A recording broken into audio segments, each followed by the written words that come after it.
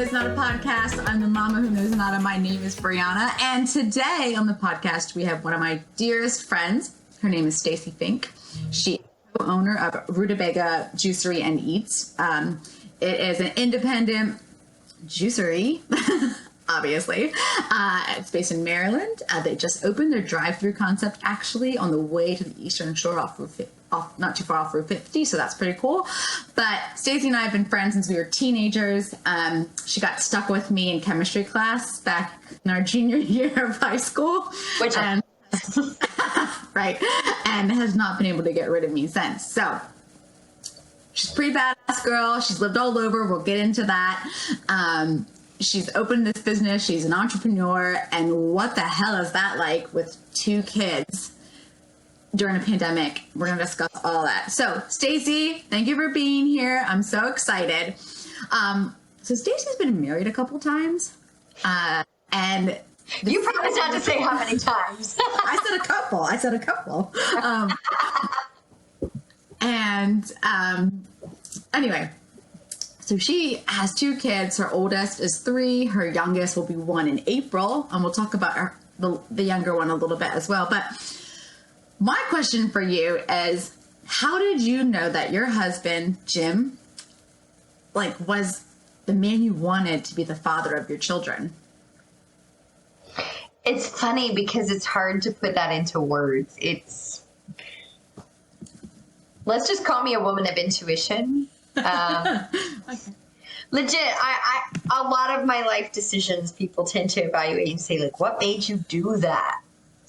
And I really wish that there was a rational reason for half of what I did. And I'd love to say that there's some formula you could replicate but there's not, instinct just goes a million miles. And I think, we talk about previous marriages, etc. And married to me is a word. It is a contract. It's this and it's not to say that marriage doesn't mean an enormous to me, an more enormous deal to me, because it does. And it has value and it has weight. But I think where I was in particular life phases, I needed those moments to get me where I am now, to teach me, to guide me. And I got into those moments purely based on intuition. My intuition guided me despite everything anybody around me said.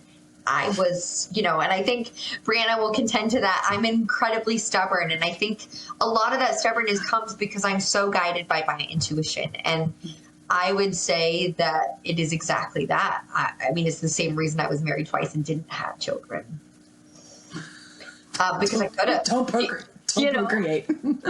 I could have. And I chose not to. Those were conscious choices. And I think entirely guided by intuition. I think our values are aligned. Our life expectations are aligned. And we have a truly fluid partnership where we respect one another, and what we want in our future, I don't question. I don't question whether he's along for the ride. And I can say genuinely, up until that point, until meeting my husband, I've always been met with obstacles to my future. And I think that's exactly why, and again, my intuition drives me. That's why those situations didn't work out. Those situations didn't work out because they were obstacles to where I knew I needed to go. With or without the people in my life, I knew that was where I was headed and I needed to go that way. And you were along for the ride or you weren't. And that's what got me here. And Jim has always been along for the ride. Bless him. Poor guy. I think that's really true, though, because people are in your reason for a season or a lifetime. My dad's ex-wife said that to me once, and it makes perfect sense. But sometimes people are there to give you a lesson, and you can't really explain why. It doesn't make sense, but you need to be in that moment. So that makes sense to me. I think the interesting thing too with you and Jim in particular is that you guys met in the UK. You were doing your master's, then you uprooted your life and lived on another continent, Australia, right?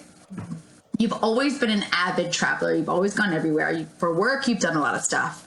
So all of this movement and this ability to be like nomadic in a sense. You could do whatever you wanted. Like now you have these kids. So what have you learned? Like what has grounded you in motherhood, or how have your children changed you?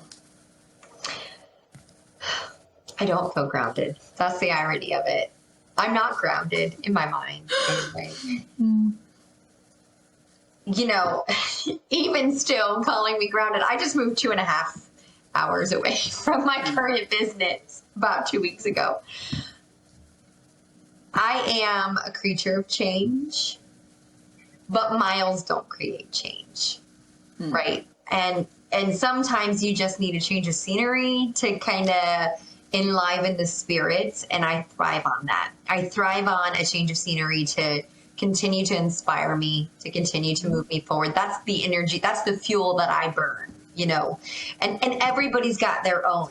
My sister-in-law, I love her, but she is, and my best friend Elena as well, Elena, and they're very, and funny enough, their birthdays are a day apart, my sister-in-law and my best friend, and they couldn't be cut from the same cloth. They're just incredibly focused on where they are and comfortable, and I envy that. So it's ironic being on the flip side and being, observed from the outside about being nomadic, because in a way I envy those that can sit still and can cherish that stillness. And for me, I think how I've coped with that, because I do look on that with envy. I think how I've coped with that is realizing that is what fuels me. That is the fuel I burn. And I have, unfortunately, no better way to say that, but that, that's the log to my fire.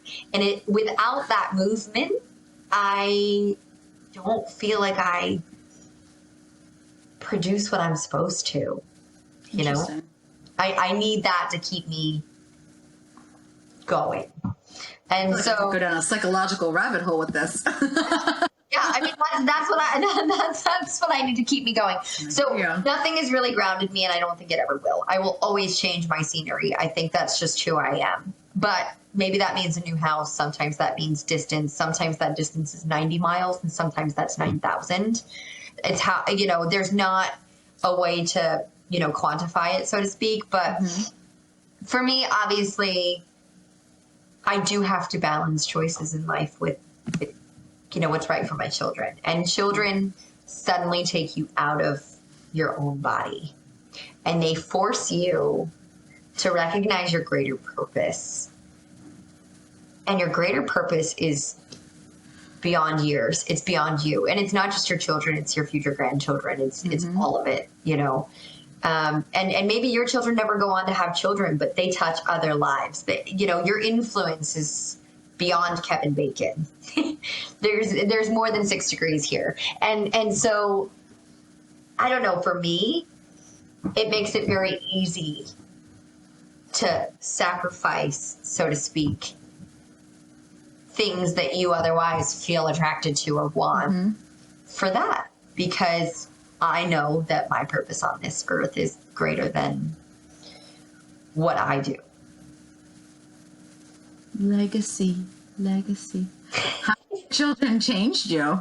Is that like a big change for you? Like, like before you could do whatever you wanted, whenever you wanted. I struggle with it every day. Single.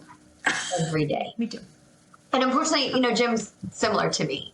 So that makes it even harder, because there's not one of the two parents that's balanced, We both struggle with giving up our sense of self in many respects every day. He's a worker and I'm a worker. And I don't want to say I don't exist outside of work, or that like work is somehow like this thing that's more important than my children, because it's not. But I'm a doer, and I have to do for my mental sanity. I have to do. Yeah. Self-growth, self-discovery.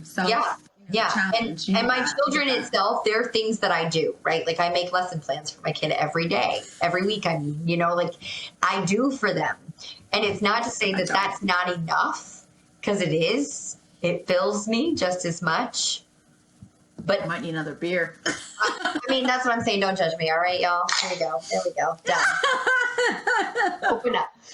So, you know, for me, it's like I am always, I guess the best way to put it is that my husband gets mad at me all the time because I'm ADHD, and you could probably tell by this podcast that I can't stay focused on a single trajectory ever for more than 2 seconds, ending up in at least 25 other rabbit holes, as you call them. Like, you know, think of me like the gopher that, like, there's a million, like, you know, the whack-a-moles. That's what I'm thinking, right? Like, and every hole, and you got to just find me. I can't sit still. So. I don't know how else to describe it. I end up in all these different trajectories. So it's like, you know, doing is one thing, but for me, I create ideas, and there are certain ones that intuitively I feel connected to, and there's no other. Again, fashion's out the door. Logic is out the door. I'd love to say that I'm guided by anything that was actually bona fide, but there we go. That's what I do. So if I don't see certain ideas to fruition, they gnaw at me. They gnaw at me in a way that creates an extreme anxiety for me, and I have to do it. And otherwise, I think I legitimately would not, in a mental health way, be good. I have to see certain things through, or they gnaw at me. And so that's where that doer part of me is, you know, and I don't think everybody's that way. So I think that, you know, where I envy those that can stay still. And I think that's why, because I don't feel mentally healthy when I sit still. And I envy the ability to be able to do that from the outside. And I think it's the same way with everything, you know, like for me, that's the balance that I find hard, because I do have to follow that for my own mental health, but I also know my children's needs, and those aren't always congruent. I always like to say that you can't take care of them if you don't take care of yourself. Like, you know, I mean, you know, personally, like, I've tried really hard, like, especially during the pandemic, like, our son's in a Montessori school, because I know I can't give him what he needs, like those like fundamental, like, just today I was trying to teach him how to hold a crayon the correct way, you know, those like fine motor skills. Like, I can't do this, like, and I'm like Declan, like trying to write his name out, and I'm just like, no, this is why I'm paying someone else to, because I am fundamentally not capable of helping him in a way that he needs to grow. Just is what it is. And I think that awareness of, some people would be like, oh, you're a nomad, or you just love that. I mean, my dad and I say it's a Celtic persona, because, you know, the Celts traveled all through like Europe, and most people have some kind of Celt in them, and they were nomadic, and you kind of like look at your DNA and you're like, oh crap, like, yeah, that's me. So that, I feel like that's where you and I connect in a certain way. Like, we're very transient, and not for a lack of. It's my Russian roots. By Eastern Europe. Right. But you never know, because the Celts were over there. Like, they got it everywhere, apparently. Look that up in history books. But I think that's what you and I connect with, is that there's a sense of still being at home without being in familiar territory. There's a sense of like centered, even though other people look at that and say, oh, what are you trying to find? Like, you're wanderlust, you're this. It's like, not all, that cliche. Not all who travel or wander are lost, you know? Yeah. Some people are just content with exploring. This doesn't make anything wrong with that. You know, it just is what it is, you know? Yeah, fueled by curiosity, really. Yeah, I mean, who doesn't? I think that when we lose the curiosity and we lost the intrigue of what's that, or why does that happen, or how do I do that? Well, what are we here for then?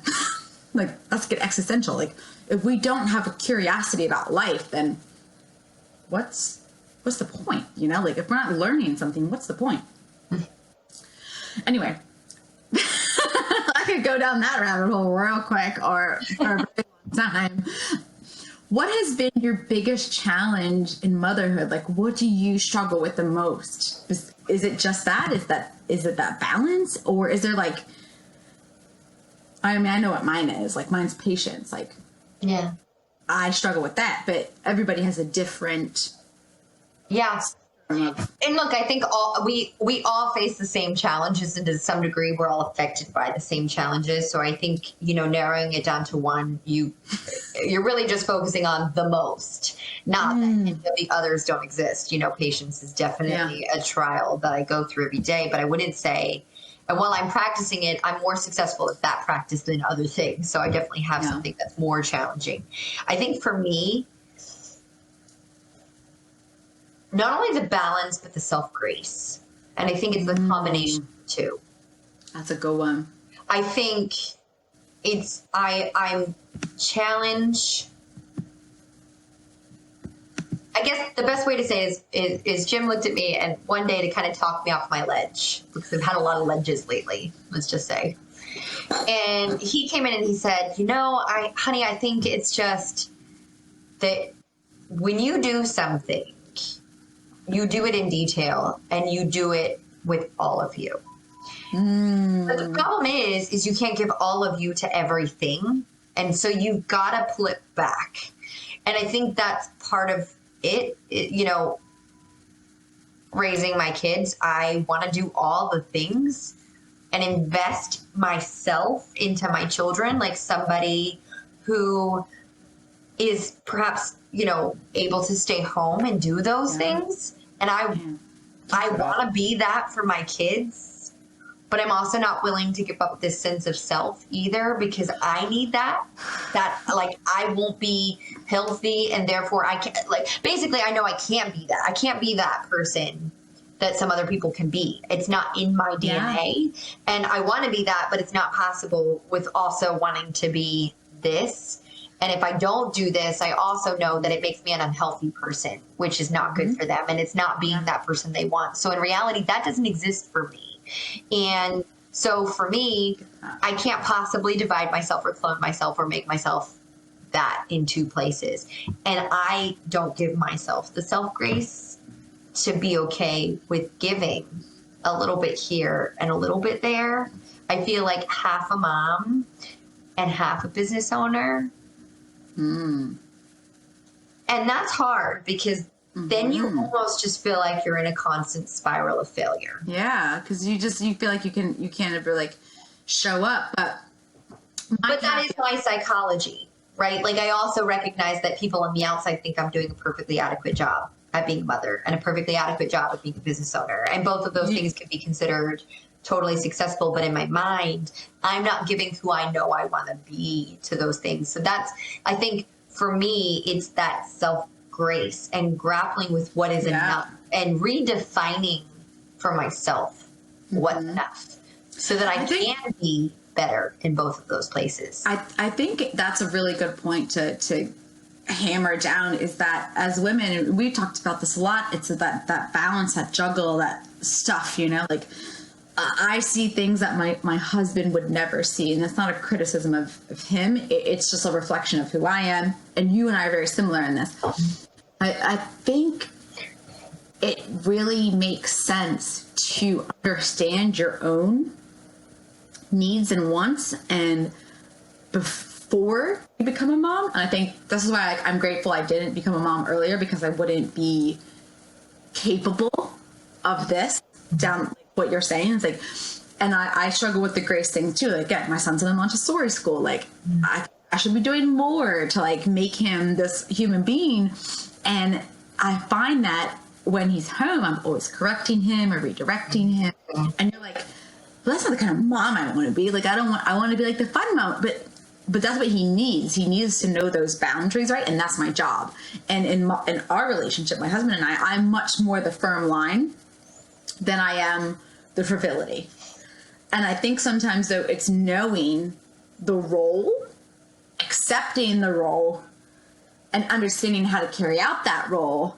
That's really hard. That's what I find hard sometimes. It's I'm a really fun person, but don't jump up and down on that chair. Don't do this. Don't do that. We don't throw stuff at We don't throw mulch. We don't throw rocks. We don't hit the animals. Like, well, and you're also criticized for those things a lot of times too, because you need that balance. And so Jim is that balance for me. I'm definitely, like you say, I'm definitely on the, and I come from a mother who's got extreme anxiety when it comes to safety, and my grandmother too. oh, I love them both, but they're much, you know, if you were to say this is the extreme line of anxiety and this is Jim. Yeah. Me. So I actually feel like I'm moderate, but in Jim's eyes, I'm still extreme.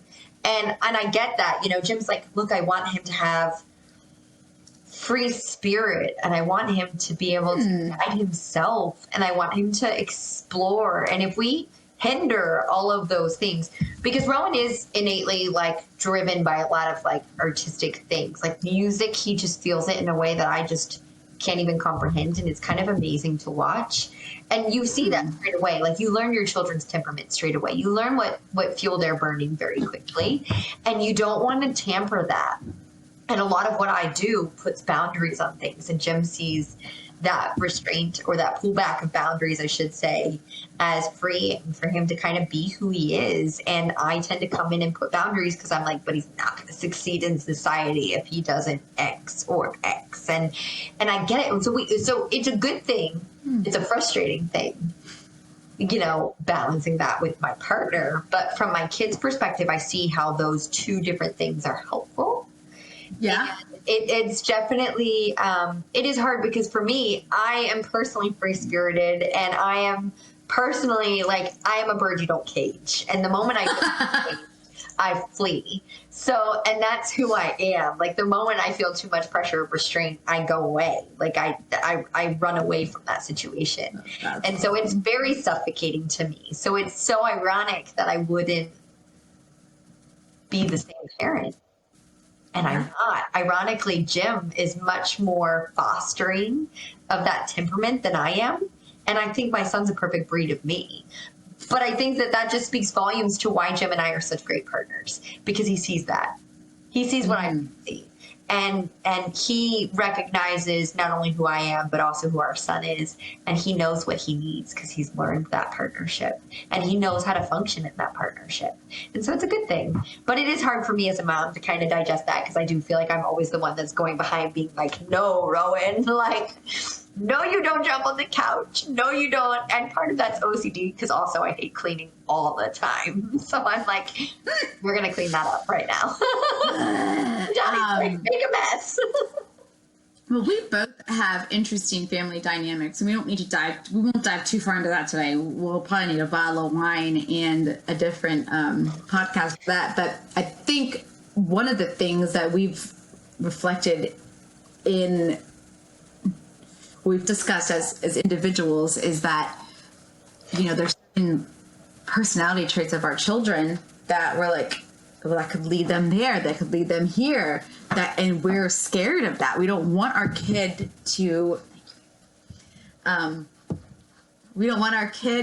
husband just brought me a beer because that's how much he loves me. Go, Tom, go. I know, he's so good, right? I texted him. Sorry if I looked. So not telepathic, but still amazing. Yeah, no. I definitely have to tell him what I need. And I think that's what also makes us hyper aware, is that, like, we see these personality traits. Like, I see Declan with, like, these OCD tendencies already, and I have that OCD, you know. So I diagnosed therapists as, like, I told people this is my behavior. I'm like, oh, that's definitely OCD. I'm like, thank you. Okay, I'm crazy. We get it. And so I see that in my son, and I'm trying to redirect it so hard, you know, but because we see ourselves, and obviously we see ourselves in our children, and we want to parent the bad qualities out of them that we know we have. And at the end of the day, we can do all we can, but we're still going to be who the fuck they are, you know? Like, Rowan might be rambunctious, and you might suffer a lot in the teen years, you know? You know, what you're in for. Yeah. My intuition was guiding me when I said Rowan was going to be Rowan. And so, hippy dippy fact of the day, my children are named after trees.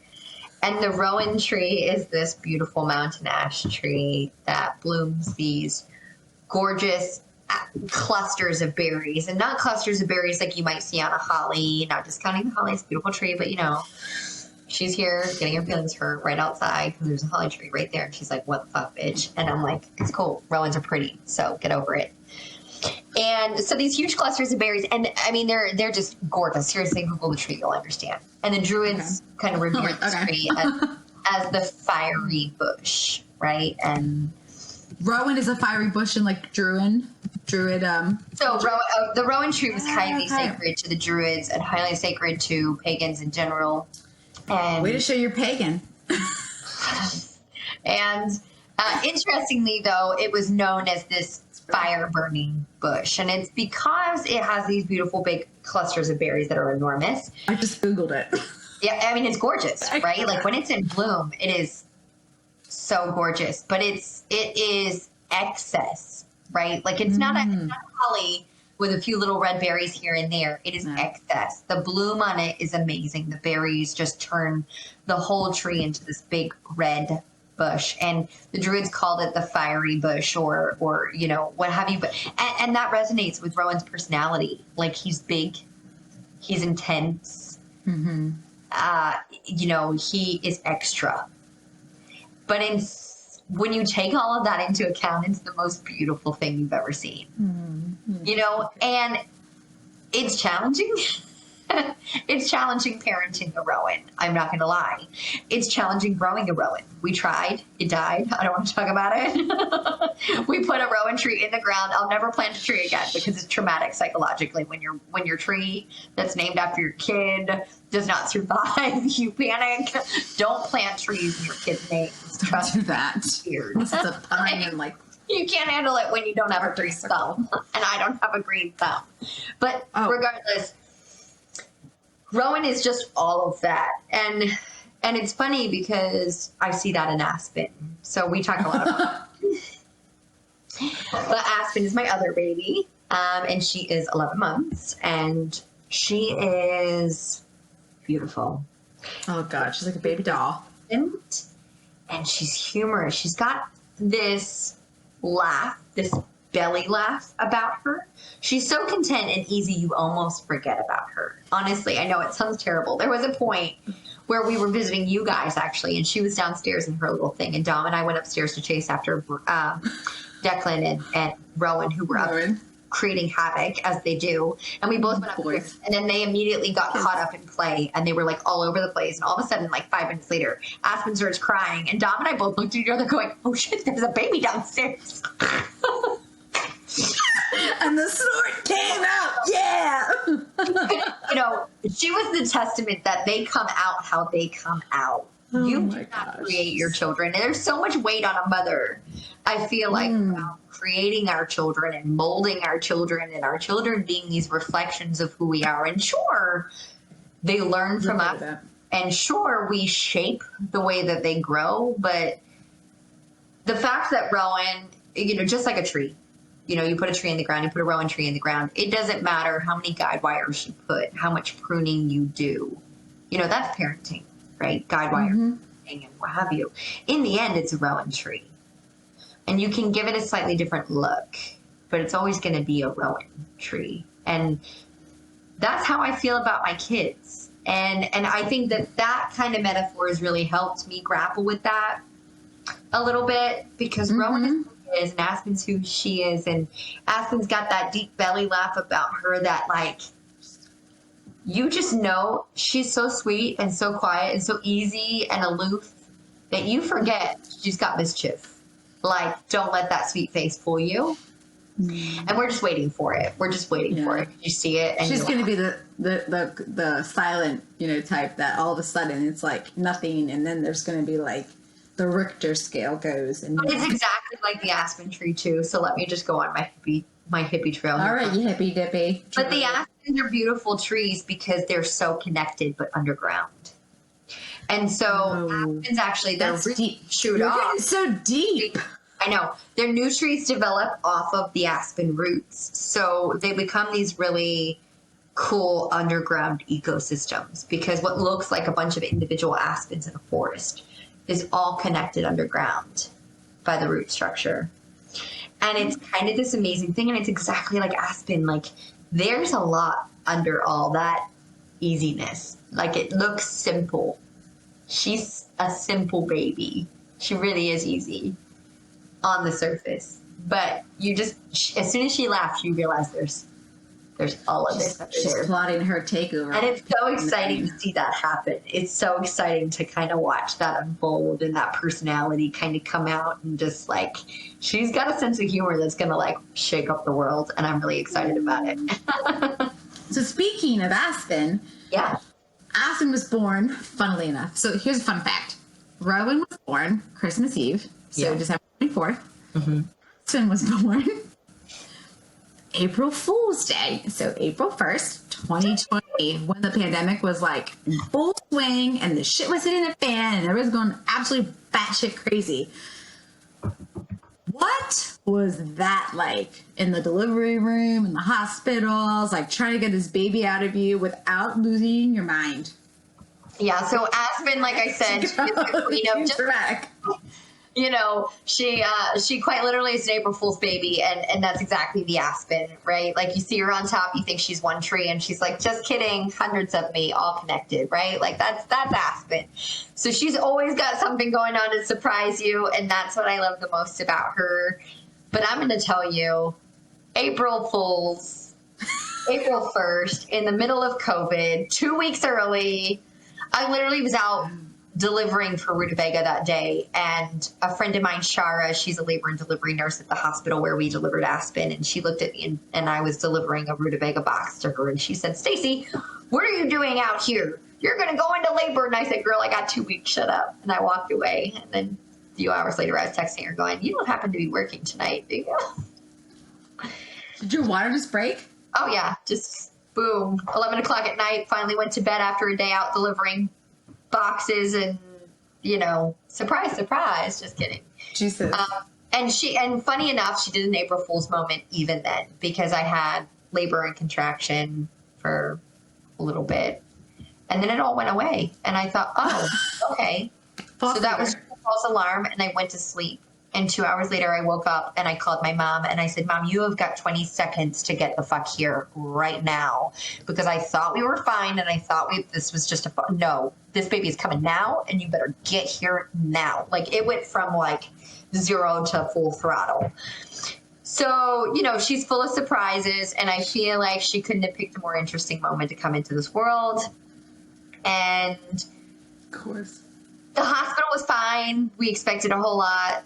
It was pretty, you know, I think that just like that, you know, false alarm moment that we had, I think we're really going to feel the effects of Aspen's birth later in life, because Aspen is now, seriously though, Aspen is now 11 months, or will be in 5 days, 3 days. Aspen's now 11 months old, and she's not met Grandma. She's not met Grandpa. She's not met, you know, Auntie Lou and Uncle Al and Uncle Sean and Auntie Claire and Esme and Leo and Alexander. And in the end, she's got, don't expect me to do the math, but something like 11, maybe 11 in my head is what it says. Beautiful family members in the UK, and I have no idea when they're going to meet her. I can tell you it will be after she's a toddler. She's not going to be a baby anymore. She's a month away from no longer being a baby. Yeah. That blows my mind. And even now, you know, I say that to friends, and friends immediately say, "Oh, well, you know, she's too young to understand." And you're right. But you understand. You're right. And I understand, so I'm feeling it now. But I did this weird thing called 52 and a bit remarkable things about my children. And so it was every week of life in their first year, I wrote something down in that week that I found remarkable about my children. And my whole goal was to create these books for them. And I realized that I'm going to write this book about Rowan. And at 2 weeks, he met Grandma and Grandpa. And again, at 8 months, he met Uncle Sean, and he met Auntie Lou. And it's going to be empty. And she's going to feel that at 18. She's going to feel it then. That's been the hardest. She'll be fine. Yeah, The beer. The third of three, and nobody wrote in my fucking baby book. And no, but like so much of who we are is developed by these pictures that we see. Like I don't remember anything. I mean, I have some few photographic memories of when I was 4, when I was 5, you know, but so much of that early childhood is built on those pictures and those stories and those memories. Yeah. And her memories are largely built with Mom, Dad, and Rowan. And I just have to do but like, that's just a lot of added pressure. We've got to do our part now to develop the story because it's just so different. You know, I was going to ask you one question, but now I'm going to ask you something a little bit, maybe off cuff, because talking about, because we feel this too. So we were fortunate. Declan was born in 2018. So we got over to the UK about 3 times before COVID hit. Mm-hmm. And so Declan was last there at his first birthday. So what's 2021? So 2019, you know, and we had an Easter trip planned for 2020. That didn't happen. But I hear what you're saying because my husband's parents are in their 80s. Declan's aunt, Fiona, she's a teacher with 2 kids, and her just had a daughter, so she's a grandma now. And we're like, these last 2 years, that's a lot of time that's gone by. Like, what do we do? Like, how do you find that? There's no happy medium for an international family. It doesn't matter, like, what you are. Like, there's always something that's going to be missing, you know? Like, I said to Dom just the other day, I was like, we're going to have to take the money, and we're just going to have to, if we can travel, we're going to have to go to the UK this year. And we're going to have to go over Christmas. We're going to have to spend the money because what else do you do? Like, how do you give your kids those memories? Like, with the international piece, right? Mm-hmm. Mm-hmm. So anyway, all of that to say, like, how do you notice the difference in, like, I guess, parenting style? Like, is there a difference between you and Jim and the way you approach situations because he's British and you're American? Oh, yeah. There's a difference in everything. There's a difference in how we run our business. There's a difference in how we deal with our staff. There's a difference in all of it. You know, and you could call them subtle or not. You know, maybe it's the British, maybe it's not. Maybe it's just personality differences. It's hard to say one way or the other. I mean, I'm going to take some trends in knowing some other British people for fact that maybe I'm on the right course here. But, you know, I would say Jim is very capable of stepping back. Yeah. And he's very capable of, you know,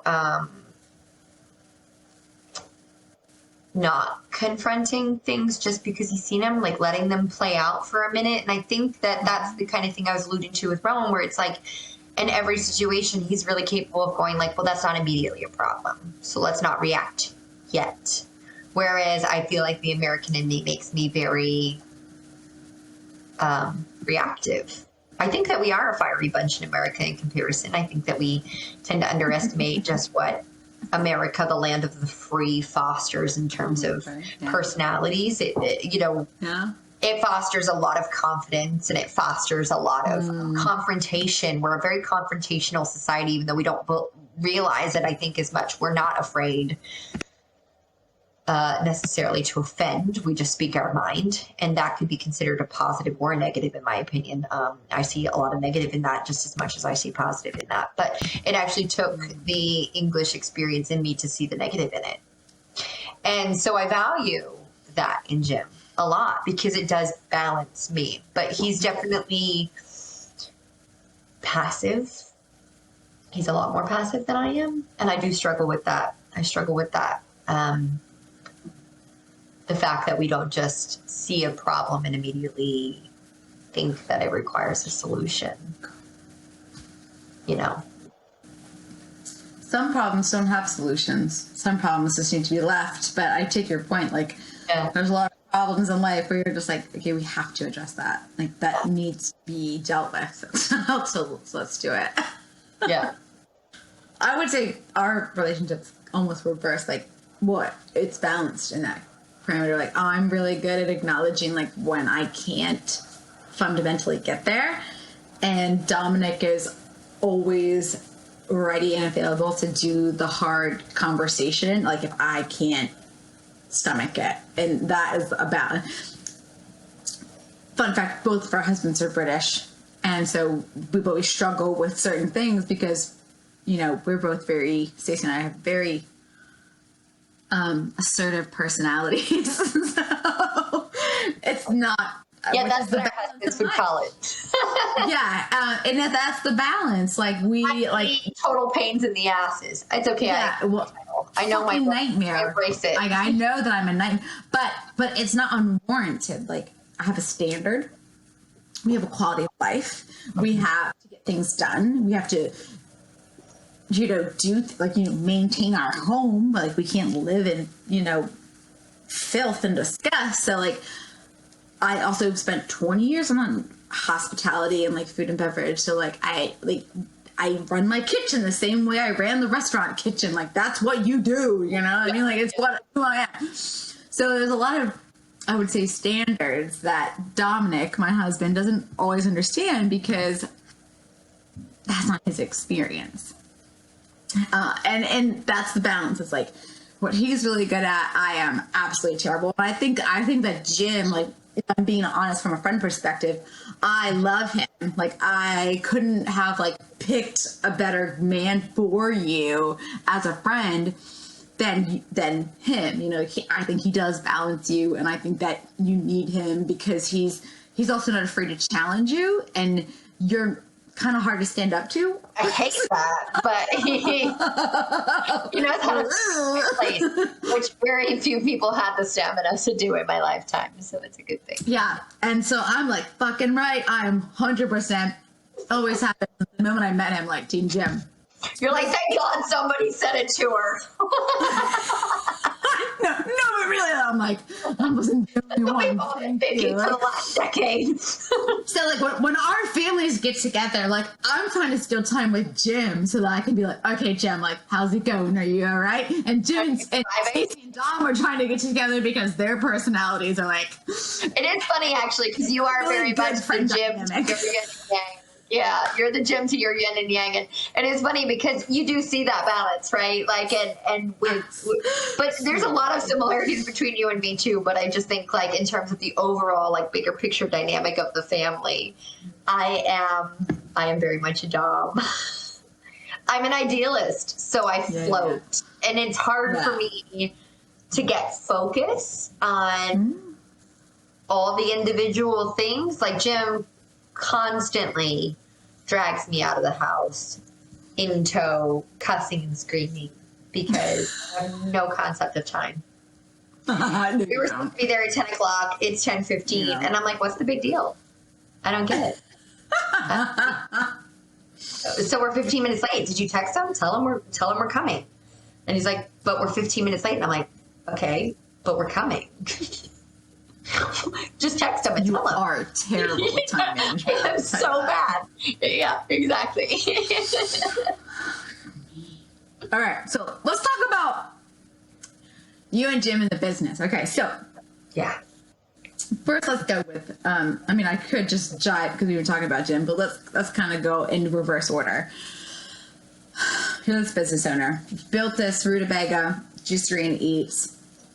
You've expanded it, which is crazy. Now you've added the drive-through component, which is insane for this, like, health food, like whole food kind of initiative, and it seems to be going really well. But let's get real about how difficult is it for you to be the mom and the business owner. And we touched on it a little bit, so you can feel free to be like, oh, I already said that shit. But I think it's important that, like, entrepreneurs and other women understand that, like, especially your kind of business, the hospitality, the food and beverage, like, you have to be engrossed. The customer service, your reputation online, like, the quality of your products. Like, you and Jim literally created all those recipes from scratch. Like, you trialed everything personally. No investors, like, no big money. that's a lot of shit, you know? And and then let's have a baby. Oh, and now we're gonna have another baby. Oh, and we're gonna open a bigger location. So there's a lot there. And there's COVID. And there's just sprinkle a pandemic in too. So like, let's talk about like being a mom and a business owner. Like, what does that mean to you? How do you balance that? Like, You don't. you balance it? No, you don't. Okay, take it away. We make that shit up as we go. It is so not balanced. And I've learned to just be raw. Like, I straight up say it. I'm unapologetic about it now. You know, my finance guy has been haggling me for reports and data so that we could get a plan together. I literally was 2 days away from the meeting, and he's like, if I don't get this stuff by the end of the day, we're going to have to move our meeting. Like, it's not going to happen. And I just wrote back like, fuck you. Have you seen the weather outside? I haven't had a nanny for 2 weeks. Get over it. Like, I'll get it to you when I get it to you. Like, and I know that sounds terrible, and I don't mean it horribly, but I think the worst and the best thing that could have happened to us was COVID. And what COVID taught me as a mom and a business owner is that list. And you know that list, Brianna, you know that list, you know it so well. Because it doesn't matter if you own a business. It doesn't matter if you work. It doesn't matter if you're just involved in, you know, let's say your local community affairs. Or let's say just pretend like you don't do anything except run your household. And you're running PTA, and you've got, you know, you're leading up this organization for your son's karate, and you're leading up this for your daughter's cheerleading, and you've got PTA. It doesn't matter. We all have our lists. No list is different. Every single mother has their list. And it's in our fibers as women. Maternal women, I should say. Yeah, definitely there's a switch. To go, oh my God, if I don't do this, everything's going to fall apart. Like, I have to get this list done, and to feel that belly stress, to be like, you know, fight or flight, all the adrenaline, all the things. Every night you go to sleep, you're dreaming about the things that you didn't accomplish today. And I think that is naturally the cycle of motherhood and why it's so stressful, right? Because every night you go to sleep, there was never enough time in the day. It will always be that way. There is never enough time to accomplish everything. That existed before children, so children just exacerbate it. And that's hard. That's hard to cope with. It's definitely probably the hardest thing about new parenthood. Mother, father, doesn't matter who you are. But I feel like we as women, we carry that burden a lot harder. We carry that perfectionism. We carry that need to perform both as mothers and as either business owners or leaders or, you know, community activists, whatever it is that we do. You know, we're just like homemakers. Like, it's hard to stay on top of the home. Exactly. So we carry that list, and we feel this inner guilt about that list. And if I can give it in summation, the hardest thing about being a small business owner, let's take children completely out of the perspective, is that there is no boss to call out to. So when everybody else is staying home for COVID, you're scrambling to keep your business afloat, not even just for your own income, for your roof over your head and for your children, but for the 40 people you employ, and making sure that they can pay their bills and that they have a job to return to and that they're not hard up. You have this enormous weight and responsibility on your shoulders that you carry every day, because you're not just looking after your family, you're looking after a family of 40. It's not a family of 4, it's a family of 40. And that's our business to us and every single person that works for us. So that list that feels like, oh, it's just a picture for the website. Oh, it's just, you know, the website looks unprofessional right now because they can't check out properly. And, oh, we'll just tell the customer to not worry about it. I'll deal with it when I can deal with it. All these things. You can't fathom it. You can't fathom looking unprofessional. You can't fathom not responding to that person who wrote you at 2:00 in the morning on Instagram because their ginger turmeric shot was wheatgrass instead when it got delivered, and they're just devastated and upset by it. And you wake up at 2:00 in the morning and you respond to that message because you go, oh my God, your wheatgrass shot? You got a wheatgrass shot instead of a ginger turmeric shot? Like, I feel gutted because that's a representation of my business. It's not the standard I live. And so you do this, and that becomes that list. And so that's my list, and everybody's list is different. But the list itself is the same in this kind of hypothetical. And so for me, COVID hit, And then we moved into my parents' basement because we were building our new house.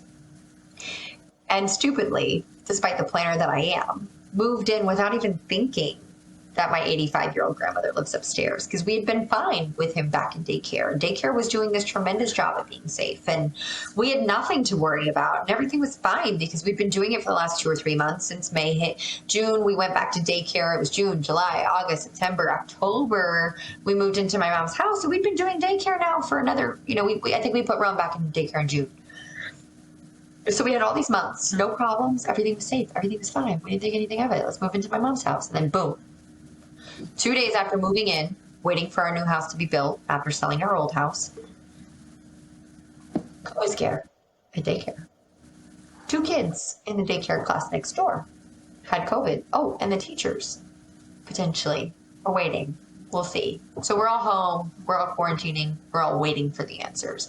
Turns out 5 days later, we find out everybody's fine. No one actually had it. It was just the 2 kids. It was isolated. It's fine. We're all back to normal. He's like, let's just go back to normal. Come back to daycare. And I'm going, but I have an 85-year-old grandmother upstairs. And she's got emphysema. She's got a non-ventilation order. Like, it means, if you got COVID, there is an order out there that says it would be torture to ventilate her.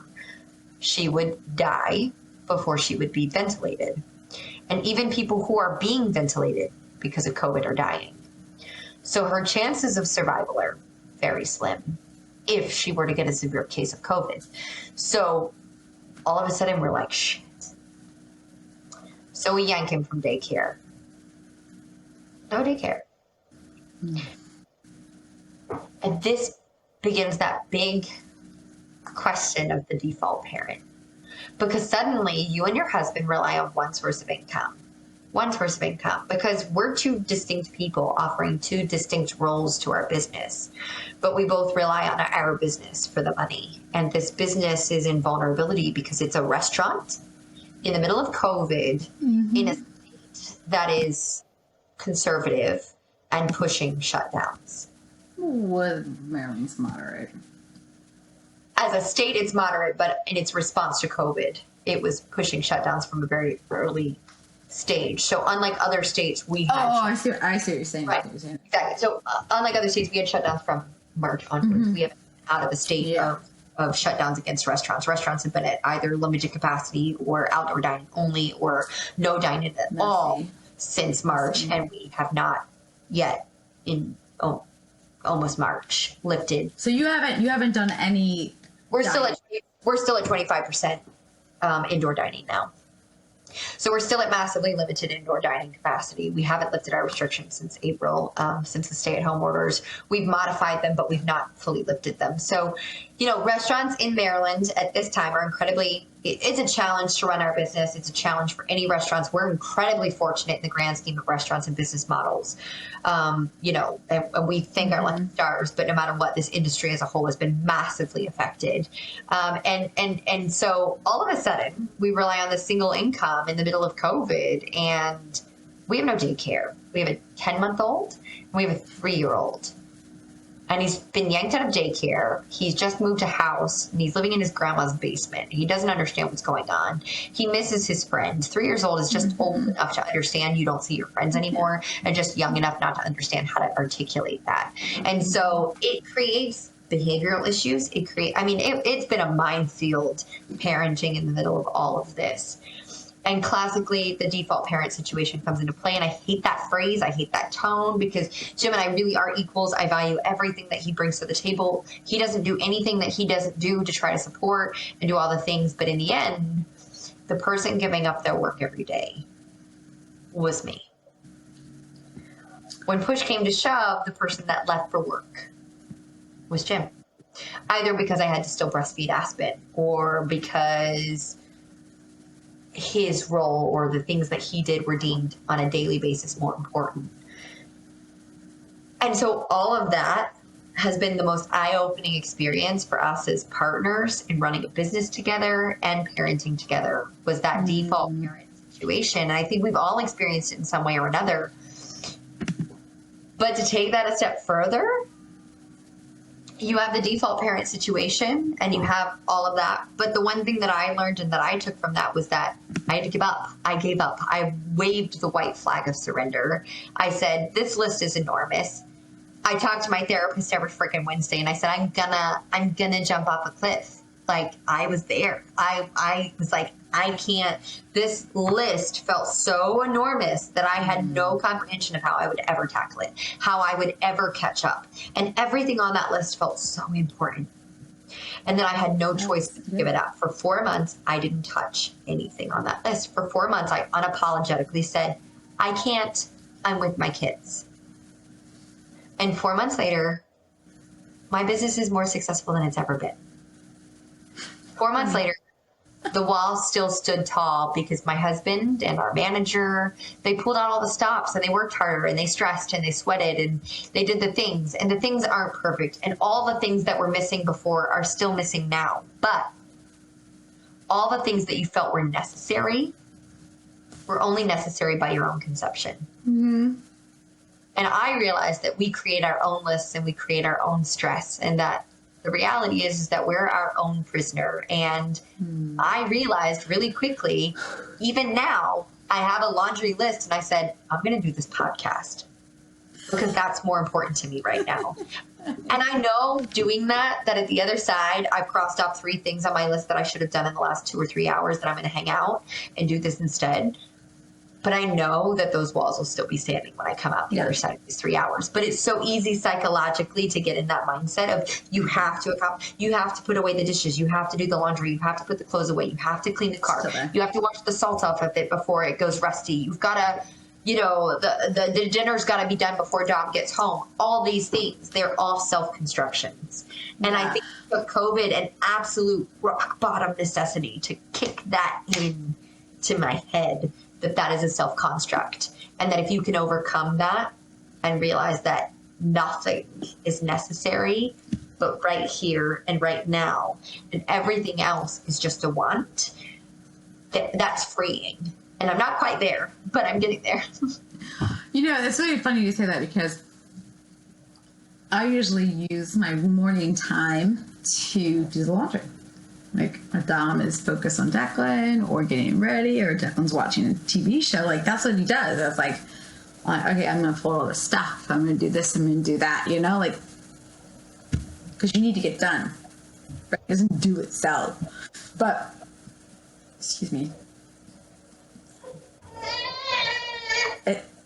Oh my God. That is like so perfect. It's going to get done. It's just a matter of like, I'm gonna disable my mic. That's fine. It's fine. No, it's okay. Don't even worry about it. If he needs to come in and sit on your lap for a minute, that's fine too. Who cares? Right for a minute. It's because my poor daughter woke up and the nanny had to go fetch her, and then of course my son didn't get his attention for a whole 20 seconds. So, I mean, thank God we only have one. So, right.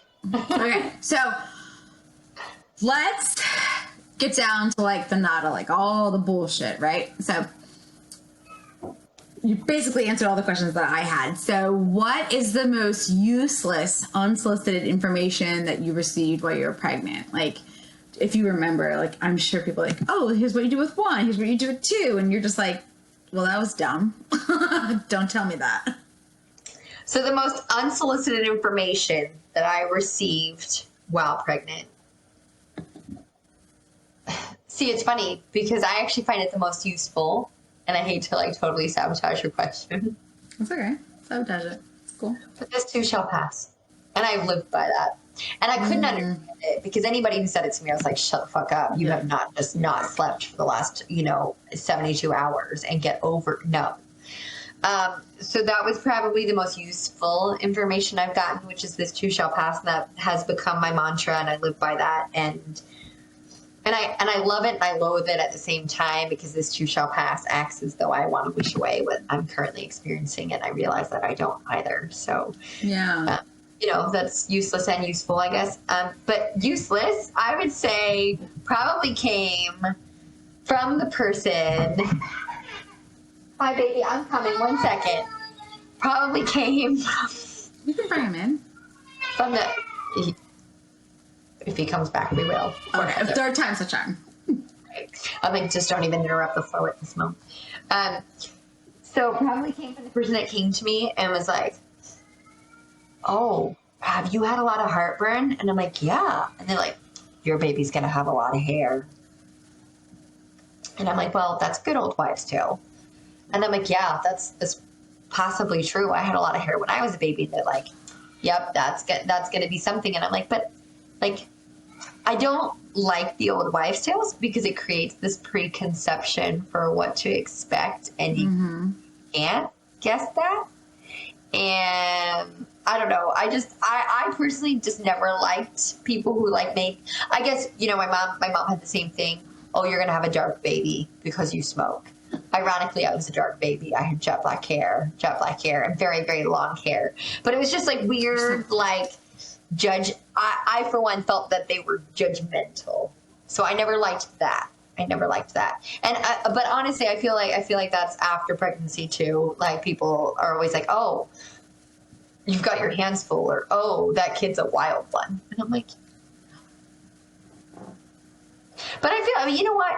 Maybe I'm just a grumpy pants because I get the same way when people walk up to me in Sam's Club and they're like, "Oh, that's a lot of fucking mango. What are you going to do with all that mango?" And I'm like, "Take it to my eat it," because my supplier didn't deliver it this morning. So fuck off.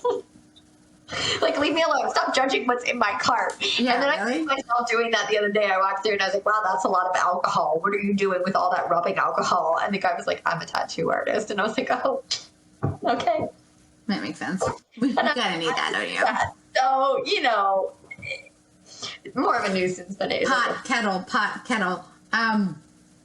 What's something you wish you would have known about motherhood or pregnancy?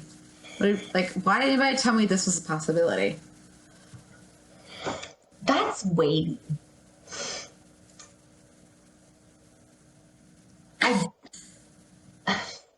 Part of me is like, this would have been nice to know. Because I could have shaped my perspective. Part of me also thinks that if you had told me this shit, I might not have had my children. That's probably fair. There is something so innate about motherhood. And there's this divine feminism that I had never related to before. I was definitely like, genders are all equal, you know what I mean? Like feminist in the sense of work and career feminist, you know what I mean? Like, look, I can be your boss and you can be my subordinate. There's no male female in this dynamic. I never realized how innately feminine motherhood is. And I think that's why I hate the term default parent, because it almost makes it sound like somebody is at fault or somebody is innately wrong and somebody is trying harder, or, that it's something to even be argued about. It's not. There is just something so genetically linked of mother to child. Yeah. That you can't overcome. There are days where my children will cry for me and it doesn't matter what daddy offers. Yeah. And it has nothing to do with anything else other than the fact that they came out of my vagina, like straight up, and that is, it sounds crass, but the reality is that there is that. That is so divine that you can't overcome that. And that's an anxiety. It's a blessing. It's a mixed bag of emotions, but I wish I fully understood that, because my preconception of motherhood was different, and therefore what I thought motherhood could be like post-born baby. Yeah. I.e. juggling work and juggling motherhood. Like juggling work. Like, I would never have made my life plan around owning a business and having children. Yeah. If I understood that divine feminine mystique, so to speak. I think that's really poignant that you point that out, because I think that's also hard for husbands or men or partners to understand. Like, even if you're in a lesbian relationship and so one of you gives birth to the child, there's a certain bond that you cannot really fully describe about being the birth parent. There's the hormones. There's the hormone, but it's even like, to me, it's bigger than that. It's like, I'll be like, oh, I mean, my son's 3. We stopped breastfeeding at 12 months, and I still wake up like I should have had another kid right away, because like I don't want 2 kids. Let's be real here. I don't want 2 children. So that's the goalie breaks, man. My husband's gonna be pissed. But I still wake up, and there are so many times when I'm like, oh, he's gonna wake up. Like, he's gonna wake up, and motherfucker, he wakes up, because you have that. Or like, as soon as I do this, he's gonna wake up, and to a T, without fail, that is what happens. And there's just some kind of innate bond, and you can't understand it, and I don't mean to be crass or cruel, or you cannot ever understand it until you physically birth your child. And I'm not trying to segregate a population. It doesn't mean there's not a love there, regardless if you're adopted. My husband's adopted. So experience. And it might be pointing that others can't relate to that unique experience, and that's fine. But like, in the end, like, that is our experience, and it's a real thing. Yeah. And you are intrinsically linked to that child, and it creates a whole nother level of anxiety, mental health. You share cells. Like, you are a combined organism, and there is nothing, and we are the most enlightened, theoretically, species of mammals on the planet. So if that's true, if we are the most enlightened, there's something about sharing a space, housing a home, and having our mental awareness, our capability of consciousness, and the fact that that's what happens between mother and child, and that connection can be waned. I'm not just arguing that. It doesn't mean there's not bonds that can't be constructed, because I see it with my husband and his parents. Like, he's adopted, very different dynamic.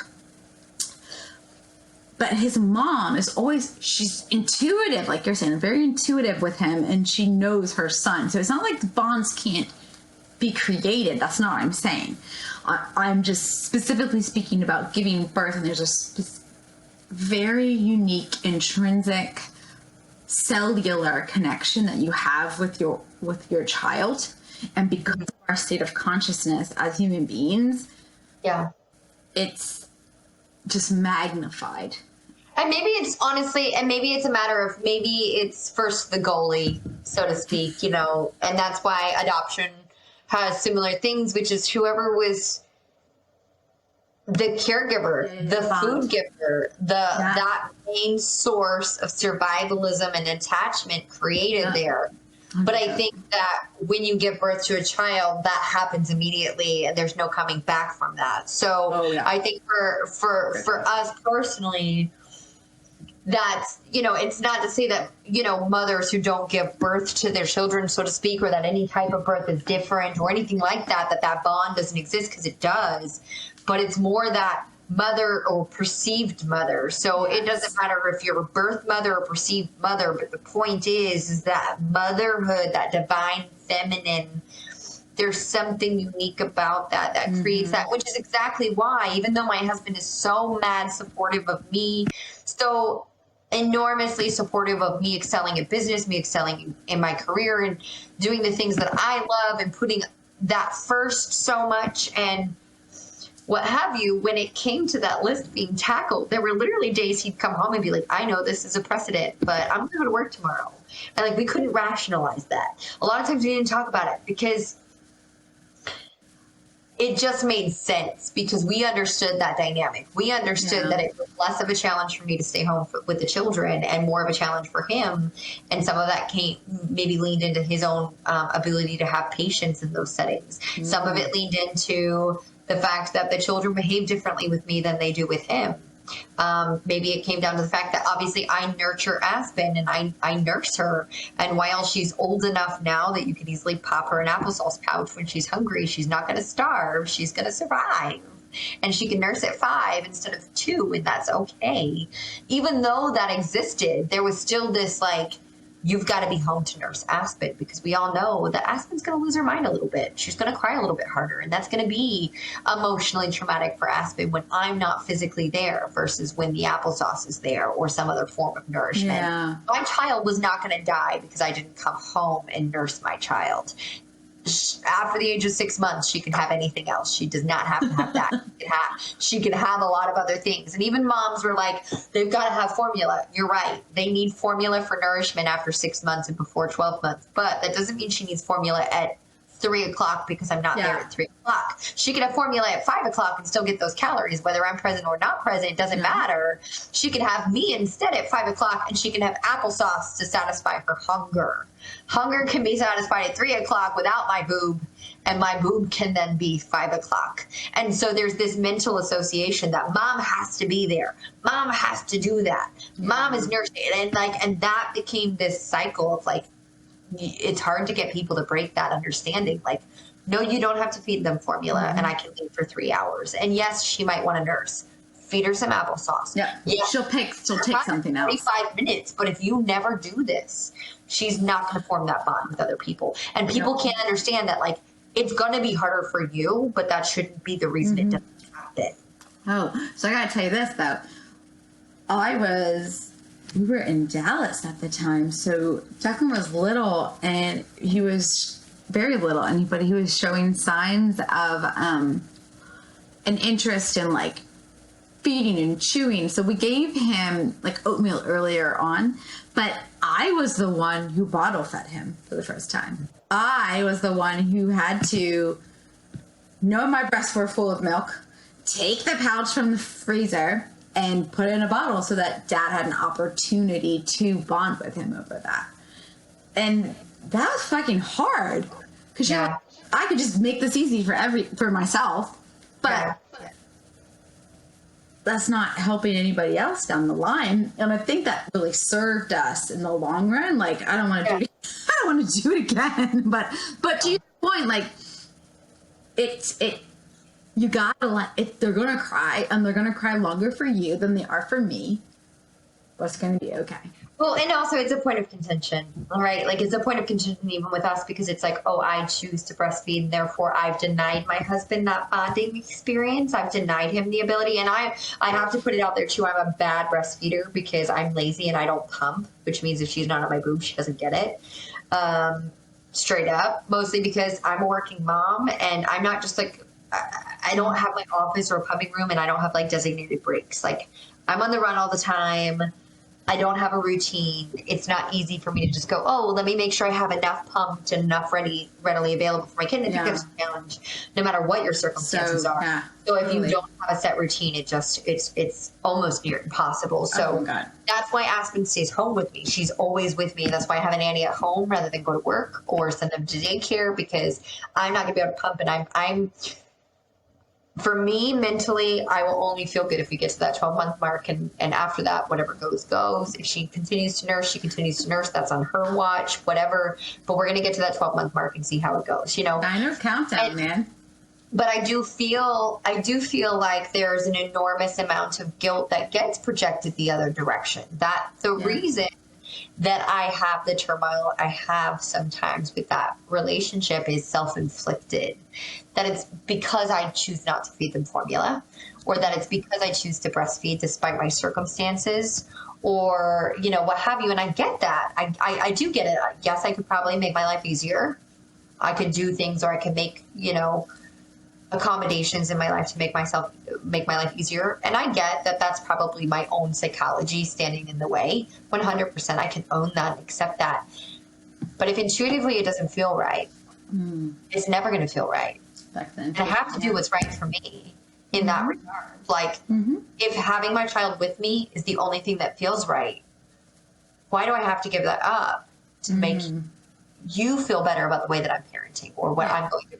I hate the fact that you can't feel emotional, that you can't be emotionally erratic, that you can't have moments of mental instability, that you can't have this journey if it's a somewhat negative journey, because other people feel like their solutions are the right answers. And like, I get that I have these moments where it's like, I'm probably a less happy person to be around, or like easygoing person to be around, because I'm bit erratic today because I've been juggling breastfeeding my daughter and working.